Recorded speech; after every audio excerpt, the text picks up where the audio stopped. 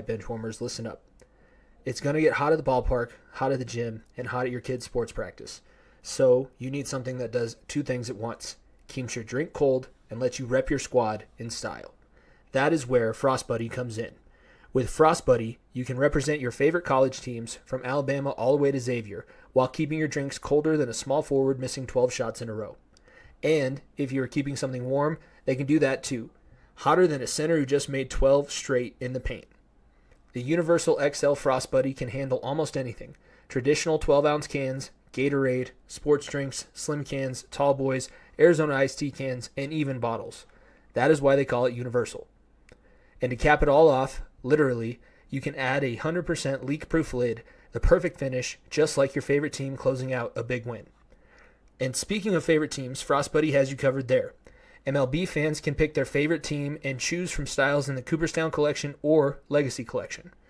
More of an NHL fan, Frost Buddy and All Gloves Off Sports Media have you covered with 120 styles of Universal Buddies and To-Go Buddies, plus your favorite NCAA teams. And it gets even better. Frost Buddy has 40,000 plus reviews, a 30-day free trial, and free shipping on orders over $60. Not buying for a sports fan? No problem. They also have several 32-ounce bottle buddies and full rainbow of designs, perfect for as a gift for people in your life who may not be locked in on the game day like you are.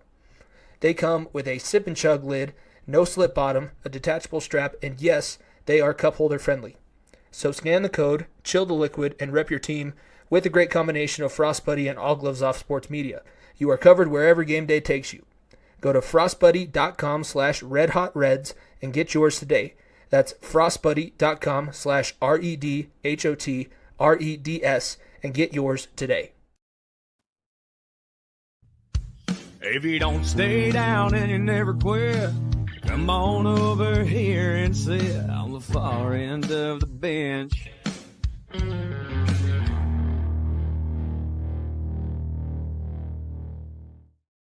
Oh, welcome, Benchwarmers. I know things look a little bit different if you have been checking us out on the All Gloves Off Sports Media Network, which we are a proud member of, or if you've seen our show for a long time.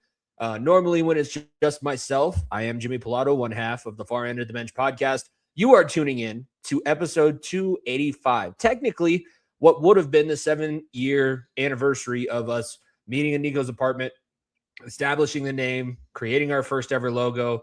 A couple days after that, we went to Cherry Creek High School and took our first pictures. So it would have been the 7th anniversary. So it's a very special episode. But if you are worried or concerned, Niko's fine. He's out on vacation. This is still a decent time to go out of town. And he's obviously been extremely busy going all the way into the winter with the Mammoth. And now he's gone through almost an entire PLL season and the Redwoods looking to make the playoffs. So he's taking a much needed break. And I was thinking about letting it be another episode or week where we don't have an episode. It just didn't sit right. There's a lot going on. There's a lot that we're going to talk about still. I get to do a little bit more of a football-centered show now that Niko is not here. And for my fellow educators out there, I apologize, but the summer is over. I had to say it. I know my old school district went back last week, and my new school district comes back with students on Monday. We just had our back-to-school night recently. So it's been a stressful time. It's been a fun time because it's not like that's what we've been waiting for the entire summer, but it is still sometimes overwhelming, and there's been a lot of change in my life recently. As you can see, I'm podcasting from no longer my parents' basement, but now I'm in a studio apartment that I share with my girlfriend, Carly, and there's been a lot of change, but I think it's a good wave of nervousness and a good wave of stress. It is very stressful still. So to help me deal with that stress, please follow us at FEOTB Pod, subscribe to the YouTube channel, check out the All Gloves Off Sports Media Network. We are now officially over a month into our relationship, and it's been absolutely incredible. I've been on the Lights Out Sports podcast, talking to some of those guys. It's been awesome. And you can see these episodes on our channels Thursdays, which this is getting recorded just before it gets live for you guys. There's also the All Gloves Off version that comes out on Fridays. Anywhere that you listen to podcasts, you can listen to new episodes. There's been 285 of these things, so there's a big backlog if you're just now joining us, especially if you go to our YouTube channel, which you will see come into play next week when we have our final 7-year celebration. Niko will be back, It will be almost time for football. Preseason games will have started at that point for all of the teams, and we will have plenty of things to get into, and hopefully you continue to enjoy rocking with us if you've rocked with us for the last 7 years.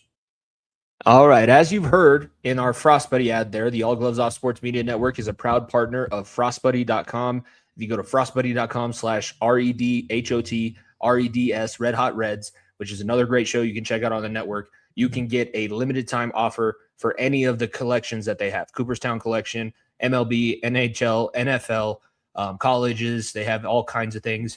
And that is where we are going to start our episode today. So instead of doing the normal looking at the coaches polls, I really don't pay attention to the coaches polls, especially when it comes to college football, because as we've seen when Indiana was a 14-point underdog to Alabama in last year's college football playoff, the coaches and the media still take into account a lot of the logos and the branding. I would rather spend my time when I'm getting ready for college football season to listen to people that I have a very high opinion of and something that I believe in. And I do believe that this guy is, if not the preeminent voice in opinion of college football, he is one of those guys. Joel Klatt, who is a former Colorado native, played at Pomona High School, played at Colorado, played in the MLB, and was in the minors for a while. He's been a lead analyst on Fox for college football over the last few years. So we're going to take a look at his top 10. We're going to break it into stages. If you're watching on YouTube, make sure you're subscribed, but you can see the entire top 10. So if you're listening, this is going to come at you in chunks. Starting with 10 to 5. Number 10, he has Michigan. Number 9, Oklahoma. Number 8, LSU. Number 7, Texas. Number 6, Georgia. And number 5 is Indiana. The defending Big Ten Conference champions and national champions end up at right in the middle at number 5. Looking at these teams specifically, Michigan finished with a 9-4 record. They did lose to Ohio State for the first time in a long time. They had all of the issues off the field. They have Ward Manuel, who's their athletic director, stepping down. But you are also now getting to witness Kenny Dillingham taking what has worked for a very long time. If you know anything about Kenny Dillingham, he was not Kenny Dillingham. Kenny Dillingham is the coach of Arizona State. We will not be talking about Arizona State, which is, I think, something that people are not really expecting. I was just listening to a show that was talking about him. Kyle Whittingham. Kyle Whittingham is taking his program that he's built over the last 2 decades at Utah. He was a former player at BYU, and now he is moving for the first time in his coaching career to Ann Arbor. He's taking over the Michigan program.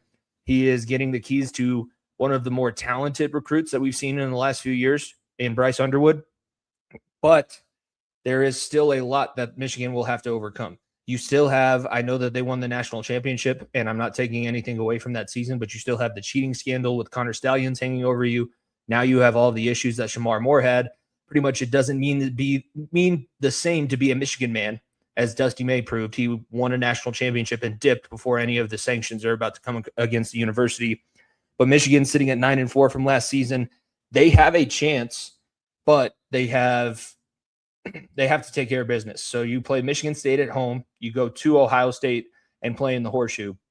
You also have a game against Indiana in the regular season there, and I believe Washington too. So there's about 4 games that are kind of toss-ups.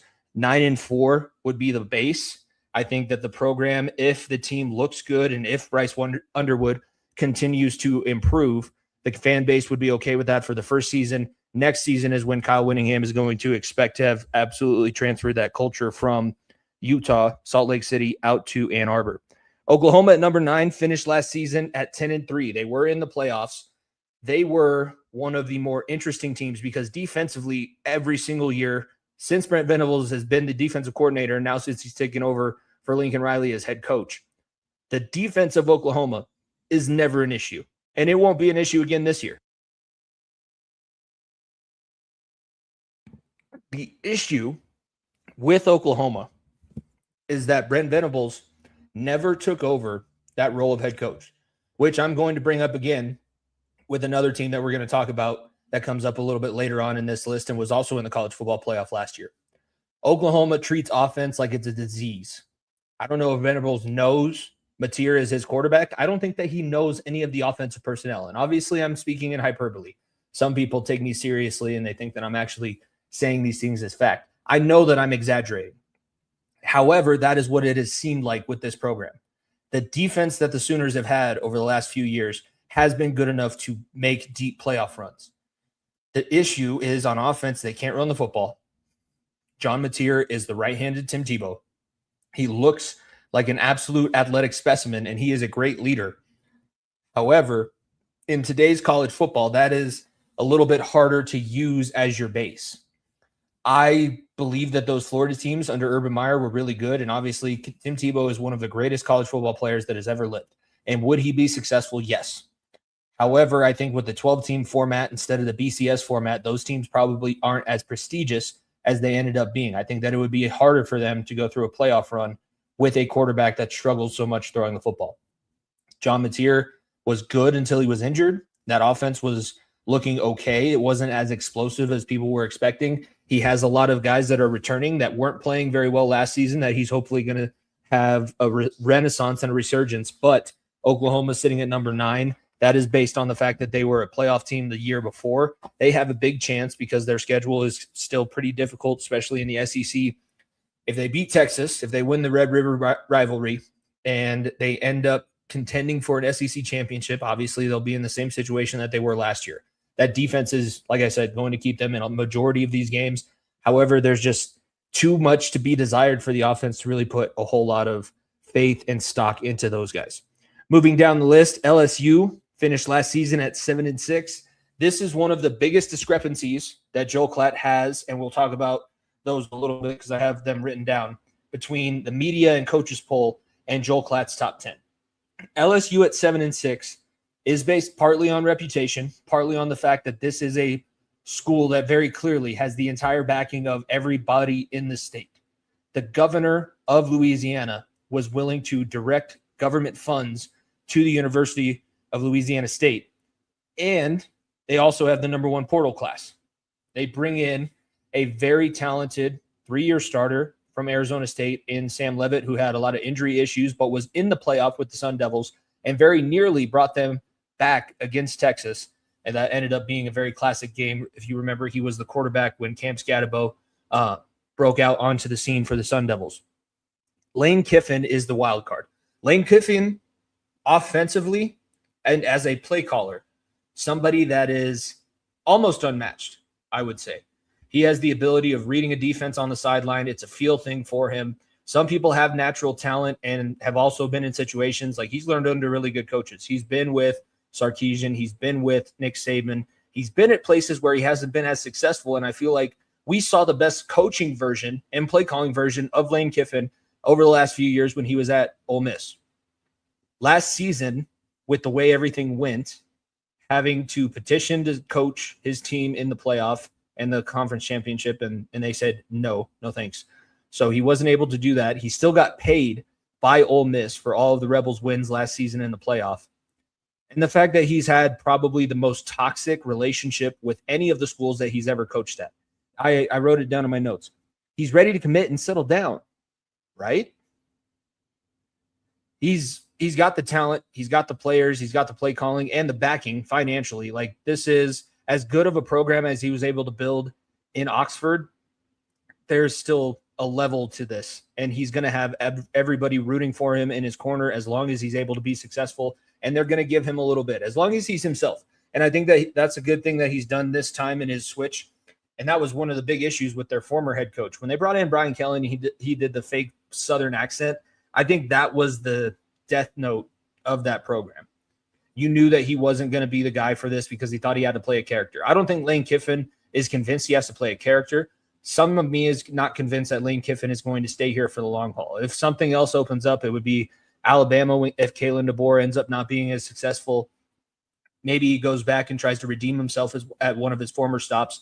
Heupel in Tennessee is another SEC team that has a lot of backing. It would be a downgrade job-wise. Technically, this should be the job that he retires in, and nobody should ever leave unless they fire you. But you can be very successful very quick. I think of Ed Ogeron, and I love Coach O. That was the most talented college football team I can remember being assembled in a long time. And Lane Kiffin has now assembled one of those teams. The story now, so I was doing these notes and this prep before the story broke. The fact that Jaden Daniels is putting out a cease and desist against them giving somebody else a number 5 I want to get Niko back on to talk about that. I don't think that he has any leg to stand on. I don't think that you should retire numbers in college football anyways. Having been in the program and seen the other 150 guys that show up with you on the first day, there's only so many numbers that you can give out. So retiring numbers is kind of stupid. It's even more stupid when Jaden Daniels has only won a Heisman Trophy, never won more than 8 games for you as a starter, never went to the playoff, never went to a conference championship game, never won a national championship, didn't complete an undefeated season and have one of the best statistical seasons in college football history ever. You definitely don't deserve your number to be retired. If they don't retire number 9, 5 will never be retired. And I'm happy as hell to see this because it's just another distraction. I'm not a huge Jaden Daniels fan. I wasn't a Jaden Daniels fan even all the way back when he was with Brandon Ayuk at Arizona State.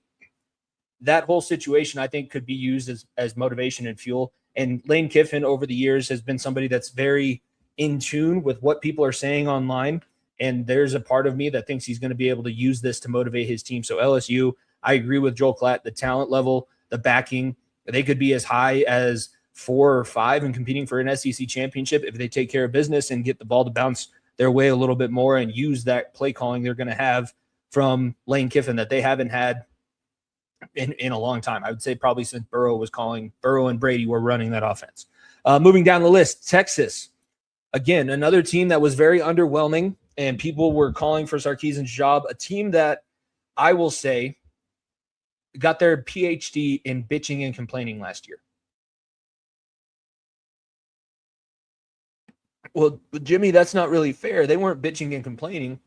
They were trying to point out the injustice that it is that they put Ohio State on their record, and that was what kept them out of the playoff. I'm looking at it right here. You were 10-3. If you think about it, and if you're honest with yourself, even if you're listening to this podcast in Austin, and hey, shout out to Texas, because there's been a lot more listeners in Texas over the past few weeks than we've had in a long time. Even if you're sitting here in Austin wearing your burnt orange, think about it. Has any team been able to make the playoff, not winning a conference championship, not playing in a conference championship game, and losing 3 games in a season? It's not set in stone. It's not written down anywhere. But basically what this committee has shown you is that 2 losses is the cutoff. So yeah, that Ohio State loss and the fact that most of your guys didn't start putting it together until the second half of the season, that hurt you. But you know what really kept you out of this playoff? The loss to LSU. The other times that you weren't able to take care of business. If you only finish with a loss to Ohio State on your record, it doesn't matter if they were nowhere near sniffing the SEC championship at that point. A brand like Texas, with 1 loss, with the alumni that they have, with the fan base, with the moments that college football has been given from the Texas Longhorns program, they would be in the playoff. If they have 2 losses, they're going to beat a lot of teams that would have possibly better resumes at that point, that only lost 1 game or possibly went undefeated in a group of 5. Texas would have a better resume than those teams. With 2 losses, they would have gotten in. You were left out of last year's playoff because you lost 3 games. You were underwhelming in the beginning of the season. All of this talent didn't gel until X number of weeks into actually playing together. So I don't want to hear any bitching and complaining from Texas fans. Now you have to prove it. I think Sarkisian, he's not on a hot seat, but if they start slow, if Arch doesn't look like the potential number 1 overall pick next year, which he's slated to be right now, I think that's going to hurt Sark. And I think Sarkisian could find himself on a very hot seat by the end of this season. And if they don't make the playoffs and if they're not in conference contention, I think that he's gone. They will fire him before the end of the regular season if they are eliminated from any of that contention, whether they're playing in a decent sized bowl game or not, whether they're bowl eligible or not, whether they have double-digit wins or not. I think 10-3 is going to put Sarkisian's job at risk. Down the list to number 6, we have the Georgia Bulldogs.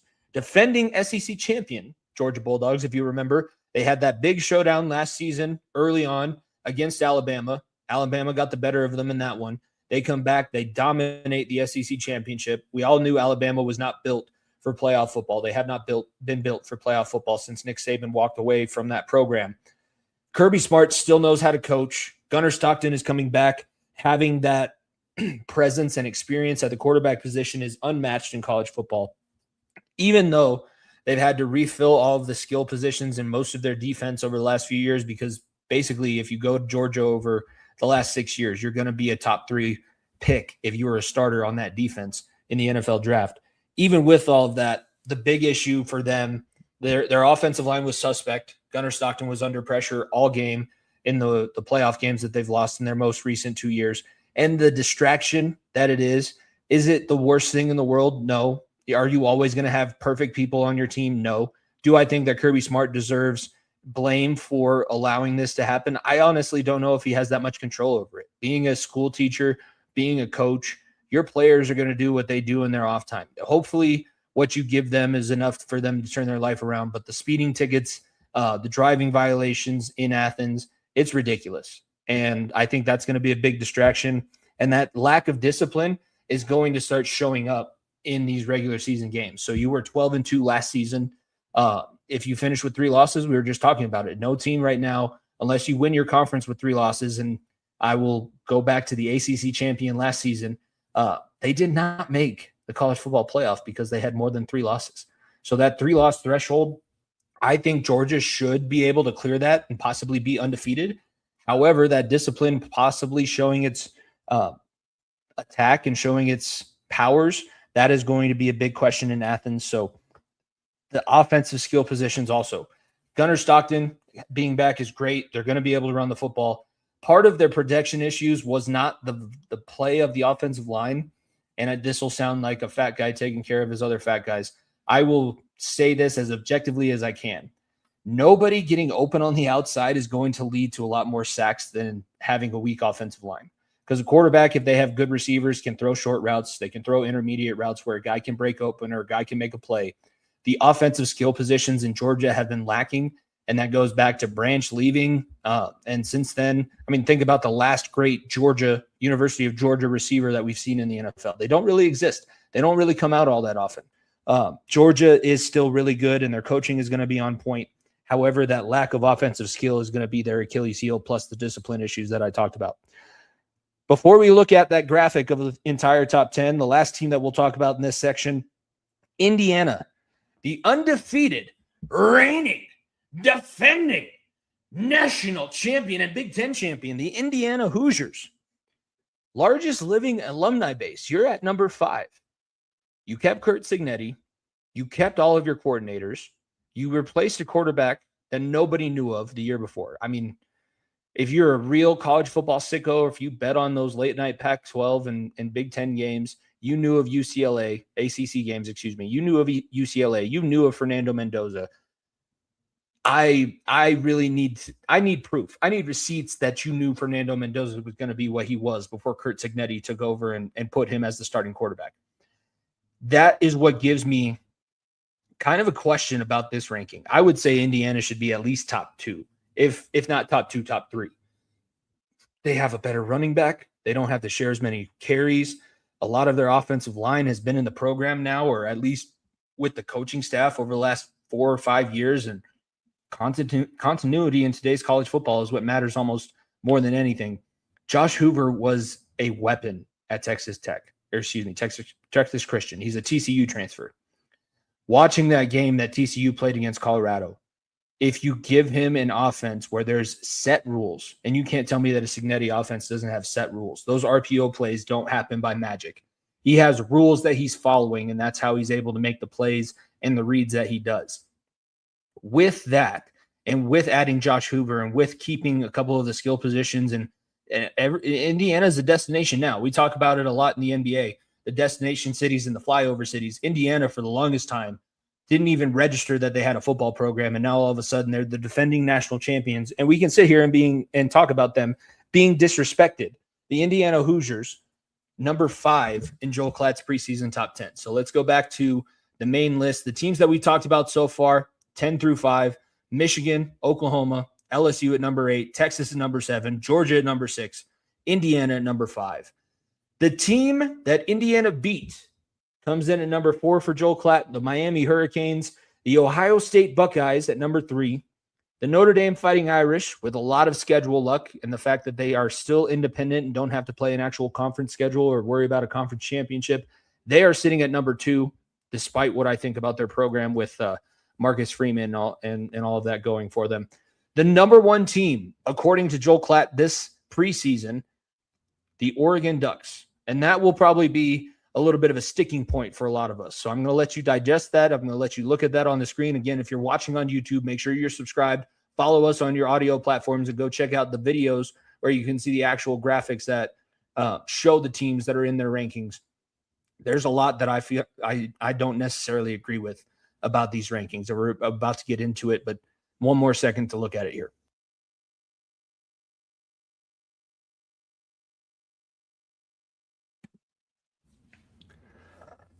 I think part of what I've learned over the last few years, when you're doing a show and you have to make content that's entertaining, part of your logic and part of your judgment is going to be clouded by what is going to make the biggest splash. That's where I sit with this number 4 and number 5 ranking between in the Indiana Hoosiers and the Miami Hurricanes. That national championship game was closer than I anticipated. I had kind of put in my head, especially under the Cam Ward era, that Miami, no matter how good or how solid they look throughout the season, will find a way to mess up. And not only mess up, but mess up in a catastrophic way. I'm thinking of running the ball with about 4 seconds left and then running back fumbling in your own territory and giving up a game-winning field goal type of vibe. Mario Cristobal has now established his own program. It is now his. They were 13-3 the previous season, national runner-up. It's hard for me to sit here and think that this is not an outlier. That is what Miami has to prove. If I was a Hurricanes fan, as much as I would love hearing the love from Joel Klatt, I would want to be ranked low and have that situation we were just talking about with Indiana. You were the national champion, undefeated, and only had maybe 2 competitive games all season. In that first one against Oregon in the regular season, the Penn State game was a little bit tough, but going to Happy Valley is not easy for anybody. And then the national championship. With those 3 close games, Indiana is disrespected and put at number 5. Miami is put ahead of them at number 4. You really don't have much to cry about. You were given everything. I'm one of those people that I think Notre Dame should have been in the college football playoff over Miami last season. I am also one of the people that think Notre Dame should find themselves a conference, start playing. A little bit of the ambiance of Colorado there. Not sure what's going on. We had a huge hailstorm. Now we're getting off topic here, but we had a huge hailstorm earlier. I wasn't able to come home after school. I had to go sit under a parking garage. I do have a crack in my windshield, but there were ping pong size hail pieces flying. And you don't think that that's that hard unless you've played suicide ping pong or seen something that small get tossed from as far away as the clouds are. But that was not the easiest thing that we had to get through. It has been a drought really in Colorado, and then we had that huge hailstorm today. Darian Menza is now your quarterback if you're in Miami. So this is your 3rd straight season with a transfer quarterback that's hopefully going to revitalize his career. He's obviously going to Miami thinking that it's going to help his draft stock. Carson Beck drafted a lot earlier than people are giving him credit for, and he had that incredible performance in the Hall of Fame game. Cam Ward, obviously the number 1 overall pick from a season before, looks like he has Tennessee kind of moving themselves in the right direction. Darian Menza is definitely making this move, thinking that is going to help him get drafted in next year's NFL draft. The other X factors that you have to consider, Malachi Toney and Mark Fletcher are both back. Malachi Toney, obviously one of the cover athletes for College Football 27. Mark Fletcher, just a solid, really experienced veteran running back that does have breakaway speed too, but he's not going to fumble the football with 5 seconds left to go in your own territory. He's keeping it. He's moving your offense forward. So those are good things that Miami has under Mario Cristobal. But like I said, is this an outlier or is this the new standard? Can we expect you to be in the playoffs no matter what seed and make a run and dominate teams that people thought you were going to lose to? I think back to that game against Ohio State. Everybody thought Miami was no match. The initial game in the playoff, Miami only won by a field goal.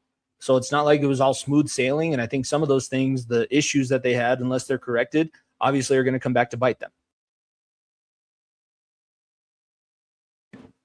Moving on to the number 3 team, according to Joel Klatt, we have the Ohio State Buckeyes. The shadow of Columbus is having to replace 8 starters that were drafted in this year's NFL draft on defense. The good things, Julian Sayin now has an entire year of experience as a starter under his belt. And where we talked about Arch Manning earlier in that Texas-Ohio State matchup, Julian Sayin didn't win that game for the Buckeyes. That was one based on the defense and just the talent that they had on that defensive side of the ball. It's going to be a little bit more balanced, I think, this season. I think the offense is going to lead the team with Sayin, with Jeremiah Smith. The running backs are obviously going to have a decent offensive line, big offensive line in front of them. That Texas game week 2, that'll tell us everything that we need to know. Just like it did the season before, that will tell us whether Ohio State was able to put a Band-Aid over these real quick and be able to move themselves forward, or if they lost too much and it's going to be a rebuilding year.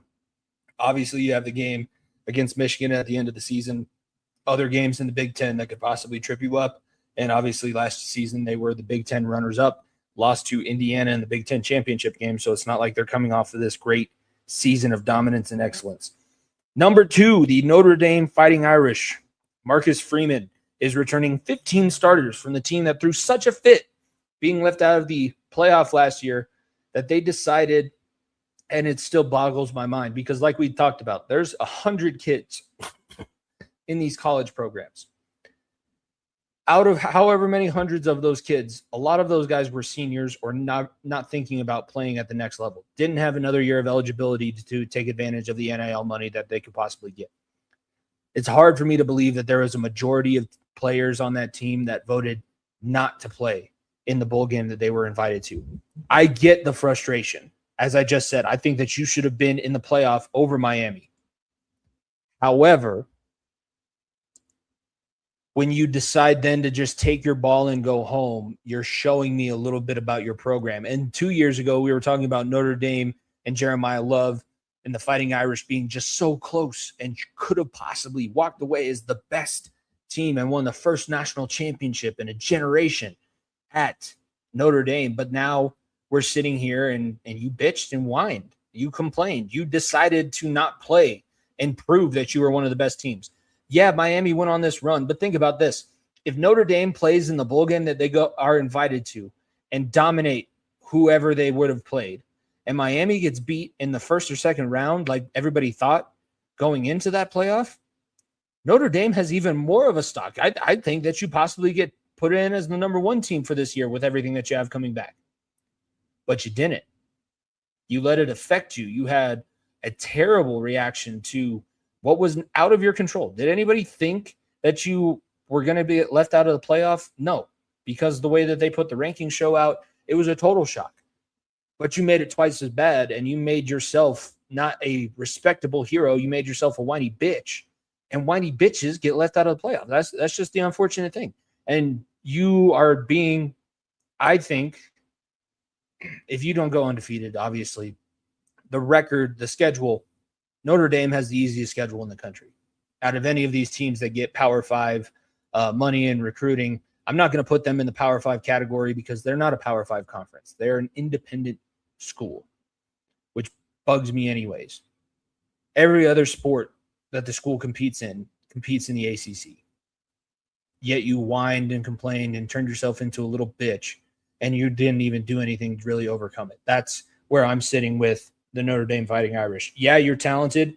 You better replace your number 1 or number 2 running backs. You better hope that Riley Leonard all of a sudden becomes a really great passer of the football and a good game manager at the college level, because I swear to everything that you believe in, if you slip up at any point, people are going to crucify you. And no pun intended, but that's just the best word. If you are a Notre Dame fan, Marcus Freeman, one of the players that played this season, if you lose, say, to Northern Illinois at home, you're going to get absolutely slaughtered. It's going to be hilarious and really fun as a content creator to be able to talk about. But that is your burden. That is your trial that you have to now carry into this next season.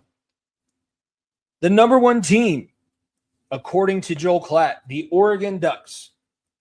And I think that there's going to be a couple questions about this one, mainly because the Oregon Ducks, the last 2 seasons, when their season ended, they got absolutely annihilated. Like that semifinal game against Indiana, did I expect it to go that way? Hell no. But obviously that was the right outcome. Did I expect them to not even get off the bus at the Rose Bowl? Niko likes to say, are they still off the bus yet? I don't even think that anybody played against Ohio State in that Rose Bowl 2 years ago. I love Dan Lanning.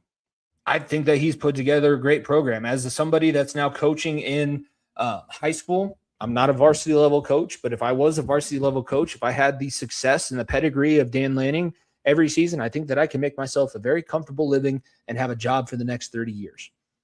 We are in a new age of college football. Think about Penn State last year. They fired James Franklin after 3 unimaginable losses in a row. Oregon has never climbed to the top of the mountain. They've been close. They've lost in the national championship game to Auburn. They've been in the playoff and got smoked pretty much every time that they've lost in the playoff. It is the most talented team. It is the most experienced team. It is, I think, the best coach or one of the best coaches that we currently have in college football. But the question is going to remain, and the fact is, when people see your season end, you get your ass whooped. If you could have just made one of those last 2 games against Indiana or Ohio State respectable, this makes a whole lot of sense, and I would be predicting the Oregon Ducks to go 16-0 or 15-1 and have some weird loss or possibly lose their conference championship and use that as motivation. But the games that you're losing, you lost to Indiana at home. You lost to Ohio State in the Rose Bowl as the number 1 overall seed.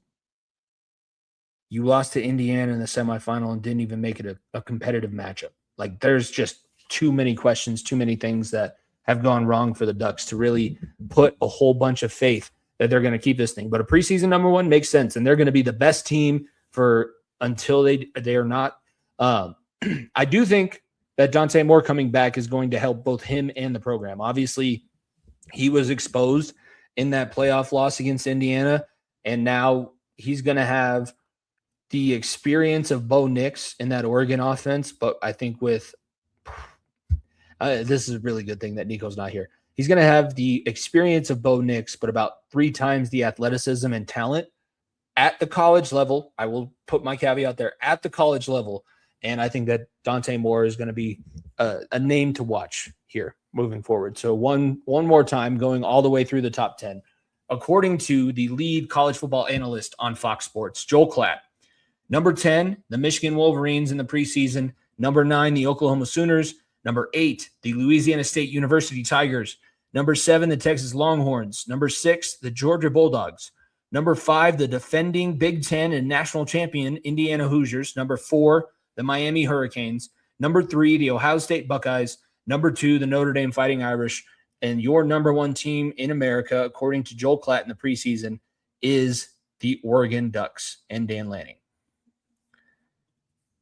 I think that is an interesting take. One of the big things now is to look at kind of the differences, the big differences that I see. Georgia ranked 3 spots lower, according to Joel Klatt, than they are according to the national media. Texas also ranked lower, according to Klatt, as opposed to the national media. That one, both of them ranked about 3 spots lower. LSU is 8 spots higher than they would have been. They would have been 7. They would have been number 13. They end up being number 6 in Joel Klatt's. Week 0 kicks off on August 29th. Week 1 is the following weekend over the Labor Day holiday. Week 2, the weekend after that, so about mid-September, we are going to be previewing the Ohio State and Texas big early season matchup. So college football definitely steaming down the tracks, running right around the corner.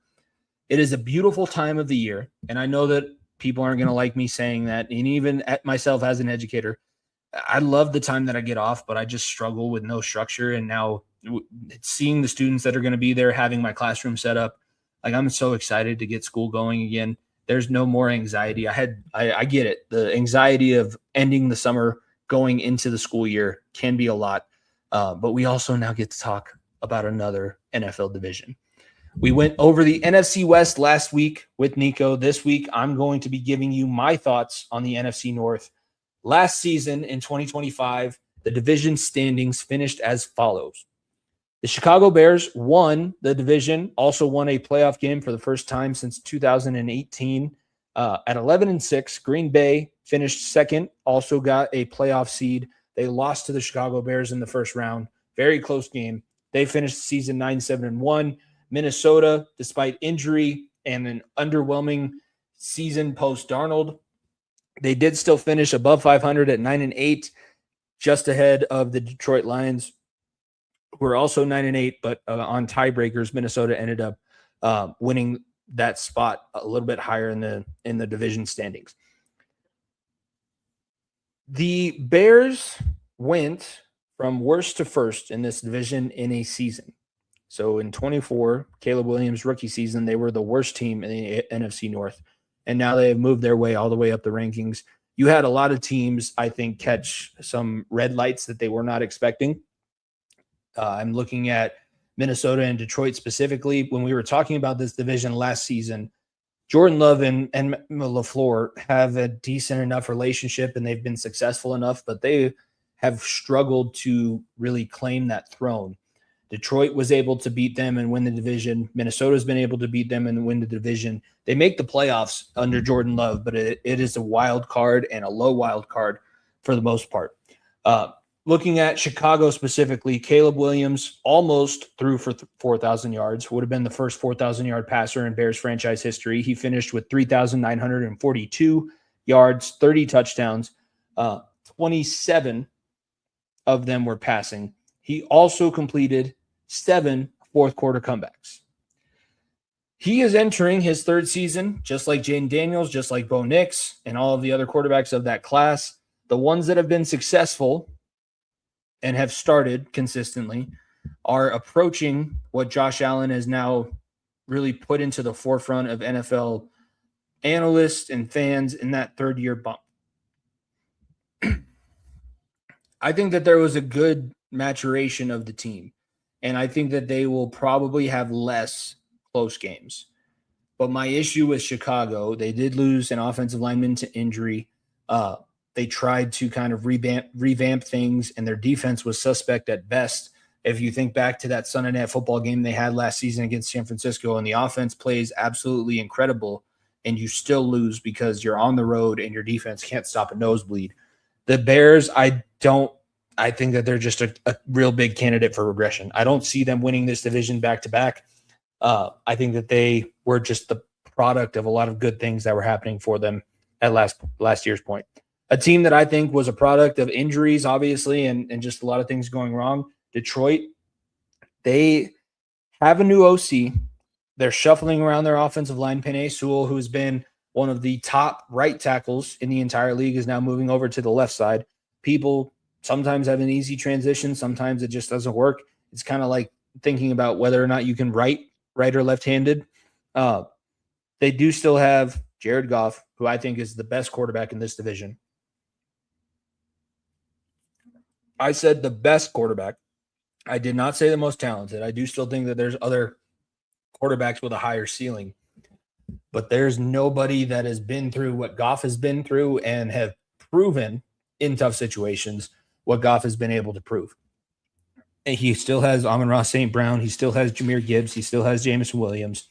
I think that Detroit is on the correct path. I think that Chicago is on more of a negative path. Green Bay, like I said, they won't have Micah Parsons until possibly week 6 against the Cowboys. That is still a projected date. That is not official yet. And they also will not have Rashawn Gary. So that leaves both of their edges vulnerable. And once those two kind of stopped being effective, and Rashawn Gary really wasn't as effective as he was in the beginning of the season playing next to Parsons, and Parsons tearing his ACL here in Denver, I see this team just continuing what they've done. So competing for a 7 seed, possibly more than likely finishing over 500. They are not going to be a Super Bowl contender or a playoff threat in my mind. The Minnesota Vikings officially named Kyler Murray as their starting quarterback. I think that pretty much seals the fate of what are they going to do with 9 or JJ McCarthy and what's going to happen there. It is what it is at this point. JJ McCarthy needs to go somewhere else. The Vikings just don't trust him. They're not giving him the opportunities to grow, and they've now gone out and found a quarterback that will give them a better chance to win if he's not playing video games or distracted or anything like that. But Kyler Murray obvious choice. That doesn't really surprise me. My division standings are going to finish as follows. So I actually, I do think that it's the right decision for Minnesota, but I do still think that they're going to struggle too much. And I have them finishing 4th at 8-9. I have Chicago finishing 3rd at 9-8. I have Green Bay and Detroit both making the playoffs. Green Bay, once again, sneaks in as a 7 seed at 10-7, so they get half a game better than they did the season before. Detroit flips themselves around. They finish 12-5 and win the NFC North. I don't think that 12-5 is going to be good enough to get you a 1 or 2 seed, but you're at least going to be a 3, if worst, a 4 seed. Now you just got to hope that you get that injury luck all the way through.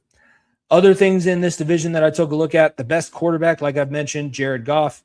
Best weapon, Jahmyr Gibbs. I think what he's able to do receiving and rushing, they just made him a very rich man, signed an extension after picking up the 5th-year option. I think Jahmyr Gibbs and Bijan Robinson, obviously Christian McCaffrey is still very talented, and when he's healthy, there's really nobody better, but those are the next wave of guys that we're going to see like that. The best overall offense is Detroit, and for the reasons that I mentioned. They do still have continuity. They're playing in new positions, but for the most part, it's the same guys playing on offensive line. You have receivers that are deadly on 2 sides. You have a true number 1 and a true number 1A in Amon-Ra St. Brown and Jameson Williams. You have a running back that can catch and run and just will you to a win in Jahmyr Gibbs. Detroit is the best overall offense in the NFC North, and I don't really think that it's that close. If the play calling gets to what they need, they have not been able to replace Ben Johnson. I like I said, I just don't think that Chicago is in a position to really expect a back-to-back division championships. We are going to get to our second break of the show. We are coming up on the end of it. Hopefully you've enjoyed all of this football talk. We will finish up with awards. No more verses. That was the last verses when we did our top 5 songs. We are going to have our pick'em returning. We're probably going to be talking a little bit more about college football, as now the playoff makes that a little bit more interesting. You guys are going to hear from our great partner over at the All Gloves Off Sports Media Network and 5core.com. When we come back, I will give you your player of the week and your benchwarmer of the week for episode 285 of the Far End of the Bench. Don't go anywhere. Are you looking to upgrade your podcasting equipment without downgrading your wallet? Then I've got the perfect website for you. Head over to 5core.com and check out everything they have to offer for creators, podcasters, musicians, streamers, and anyone looking to level up their sound. 5core.com, based out of Bellefontaine, Ohio, has a 25-man roster of audio gear, and let me tell you, the farm system is loaded too. We're talking amplifiers, audio mixers, microphones, headphones, music stands, car audio, and all the cables and connectors you need to build your setup the right way. And this is not some random brand either. 5Core has more than 35 years experience, trusted products, great prices, and quality merchandise currently supplied to more than 65 countries worldwide. So whether you're starting your first podcast, upgrading your home studio, setting up for live events, or just tired of sounding like you're recording from the bottom of a Gatorade cooler, 5core.com is worth your time. They even have podcast bundles that can include a mixer, microphone, headphones, and a microphone stand, depending on how much money you want to invest. I've seen bundles starting as low as $29.99, and with over 900 different products, 5Core gives you options without wigging your wallet and tapping it out in the first round. With an unwavering commitment to quality, innovation, and excellence, 5core.com is ready to help you sound better, record cleaner, and build the setup you've been putting off. So from OHIO, support them, support us here at All Gloves Off Sports Media, head to 5core.com and save 10%. Upgrade your sound. You won't be sorry. And now back to your favorite sports podcast. All right, and we're back here on the Far End of the Bench. I'm Jimmy Pilato, one half of the Far End of the Bench podcast. My co-host is out this week. We have talked a lot about football, both college, and then we looked at the NFC North specifically. Now we're going to finish this the way that we finished episodes for the last 7 years. So once again, follow us at FEOTB Pod, subscribe to our YouTube channel, check out the All Gloves Off Sports Media Network. If you are just finding us, or if you are a long-time listener, and that could even go back a couple of months, I'm going to be very loose with my idea of long-term. But if you're a long-term listener, you can also make sure that you tune in next week. We are going to have our 7-year anniversary show celebrating from year 6 to 7. 6, 7. I'm a middle school teacher. But that is what we're going to be doing next week. Niko will be back. in town, and then we're getting ready for the final week before the NFL season starts, and we'll have actual regular season college football to talk about at that point. Your player and bench warmer of the week this week. I'll start with both of them are kind of positive. Both of them are in good spirit. I really wish that Niko was here for one of them. I'll go with my player of the week first. Jake McCarthy, left fielder for the Colorado Rockies, in the last month has hit .519 with 14 hits and a 1.352 on-base percentage, which normally if you're about 8.5, you're on the cusp of being an all-star. He was voted the NL Player of the Month, and the month that he's had definitely deserves it. Jake McCarthy, again, one of those spots that we can talk about the Rockies. Are they going to win the division? No. Are they going to make the playoffs? No. Are they looking more competitive and competent than they ever have in the last 6 years? Yeah, 6 years since 2018? Yes, they do. Jake McCarthy is one of the reasons why. My bench warmer of the week, I wish Niko was here for. He would understand almost instantly, and I'm sure that he's seen this too. If you are not a sports gambler, the money line is what they call it when you're betting just on a team to either win or lose. The spread has to deal with points, but if you bet the money line, and those odds are normally like if you watch UFC plus 300, minus 250, all of those things, well, they have those in all of the sports. College football is no exception. College football over the last few seasons has been one of the bigger betting revenue options that we've seen in sports. The Texas Longhorns have a supporter who wagered $400,000 on a Texas game on the money line. Now, $400,000, obviously this guy has money. He's done something in oil or he's done something in Texas, and he has the ability of wagering this. The issue is the game that he decided to bet on. He put $400,000 on Texas money line against Texas State. If you've heard of Texas State, congratulations on your college football 26 or 27 dynasty. The Bobcats out of the Sun Belt play football in San Marcos, Texas. They are not a threat. They are plus 10,000.